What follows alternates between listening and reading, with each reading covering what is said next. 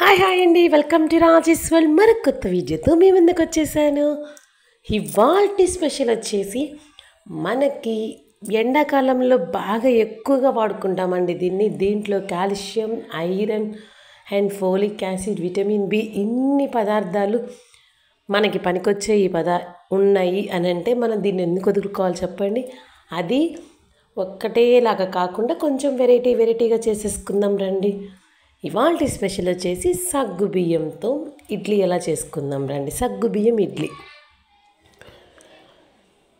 దీనికోసం అయితే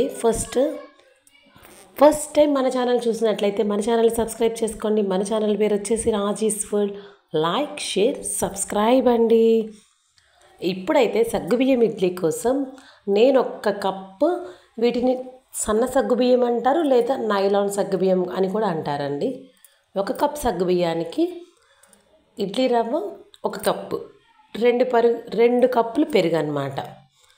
1 కప్పు సగ్గుబియ్యం, 1 కప్పు ఇడ్లీ రవ్వ, 2 కప్పులు పెరుగు. వీటన్నిటికీ సరిపడా సాల్ట్, కొంచెం సోడా ఉప్పు. ఇదైతే ఇష్టమైతే వేసుకోండి, లేకపోతే స్కిప్ చేసుకోండి ఆ సోడా ఉప్పుని. నేనైతే వేసాను. వీటన్నిటిని అయితే ఫస్ట్ ఒక పెద్ద బౌల్ తీసుకొని మిక్సింగ్ చేసుకునేలాగా ఉండాలండి ఆ బౌల్ తీసుకొని మనం ఏవైతే ఇంగ్రీడియంట్స్ కలుపుకోవాలనుకుంటున్నామో ఆ ఇంగ్రీడియంట్స్ మొత్తం వేసేసుకుందాం. నేనైతే ఫస్ట్ సగ్గుబియ్యం, తర్వాత కొంచెం ఇడ్లీ రవ్వ అదే కప్పుతో 2 కప్పులు పెరుగు, కొంచెం సాల్ట్, కొంచెం సోడా ఉప్పు వేసి ఇడ్లీ పిండికి టెక్స్చర్ ఎలా కలుపుకోవాలో బాగా మొత్తం కలిసిపోయేటట్టు నీట్గా కలుపుకున్నానండి. కలుపుకొని చూడండి ఈ విధంగా కలుపుకొని పక్కన పెట్టి మూత పెట్టుకోవాలన్నమాట. ఈ మూత పెట్టి దీన్ని యాక్చువల్గా అయితే నైట్ అంతా నానబెట్టుకోవచ్చు అండి, లేకపోతే మ్యాక్సిమం 4 అవర్స్ నానబెట్టుకోవాలన్నమాట. ఈ పిండిని 3 to 4 అవర్స్ పక్కన పెట్టుకోవాలి. నేను తర్వాత 4 గంటల తర్వాత పక్కన పెట్టుకుని తీసిన తర్వాత చూడండి, మనకు ఆ సగ్గుబియ్యము, ఇడ్లీ రవ్వ, పెరుగు మొత్తం బాగా నానిపోయి అసలు మనకి ఇడ్లీ పిండి టెక్స్చర్ కరెక్ట్గా వచ్చిందనమాట.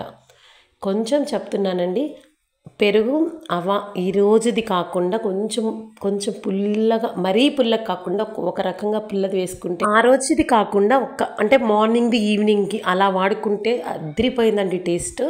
ఇంకొకటి ఏంటంటే మనం ఇడ్లీ ఎలా వేసుకుంటామో అలానే వేసుకోండి. కొంతమంది ఇడ్లీ ప్లేట్లలో ఆయిల్ వేసుకుంటారు, నెయ్యి వేసుకుంటారు. నేనైతే ఇడ్లీ వేసుకునే ముందు ఊరికే ఇడ్లీ ప్లేట్లని తడుపుకొని మనం ఇడ్లీ ఎట్లా వేసుకున్నామో మీకు చూపిస్తున్నాను కదా, అట్లా వేసుకుంటే సరిపోతుందండి. వీటిని అయితే నేను ఇడ్లీ పాత్రలోకి షిఫ్ట్ చేస్తున్నాను. దీంట్లోకి మనం ఇడ్లీ ఎలా ఉడకబెట్టుకుంటామో కింద వాటర్ పోసుకొని మనం ఇడ్లీ ఎలా చేసుకుంటామో అలా చేసుకోవాలి. సిమ్లో అయితేనేమో ఇడ్లీకి ఎంతసేపు ఉంచుకుంటామో అంతసేపు ఉంచుకోవాలండి. హైలో అయితే దాని మీద కొంచెం ఒక 5 minutes ఎక్స్ట్రా ఉంచుకుంటే సరిపోతుంది. చక్కగా ఉడికేసాయి అన్నమాట. ఇప్పుడు వీటిని ప్లేట్లోకి తీసి చూపిస్తాను. అసలు విరగకుండా ఎంత నీట్గా వచ్చాయో చూపిస్తాను. చూడండి, మళ్ళీ చెప్తున్నానండి, మనం స్టవ్ ఆపేసాక ఒక 2 నిమిషాలు అలా వదిలేస్తే ఇడ్లీ సూపర్గా వస్తాయి అన్నమాట. చూడండి, నేను పట్టుకొని చూపిస్తున్నాను. అసలు ఇరగలేదండి, చాలా బాగున్నాయి. టేస్ట్ కూడా సూపర్గా ఉందన్నమాట.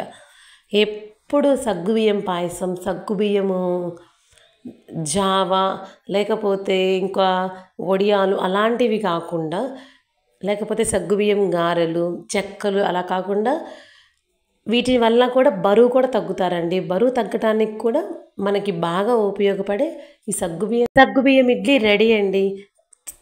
మనం ఇప్పుడే చూసి తీసేసాం కదా, వేడి ఇడ్లీ కొబ్బరి చట్నీతో అద్దిరిపోయిద్ది.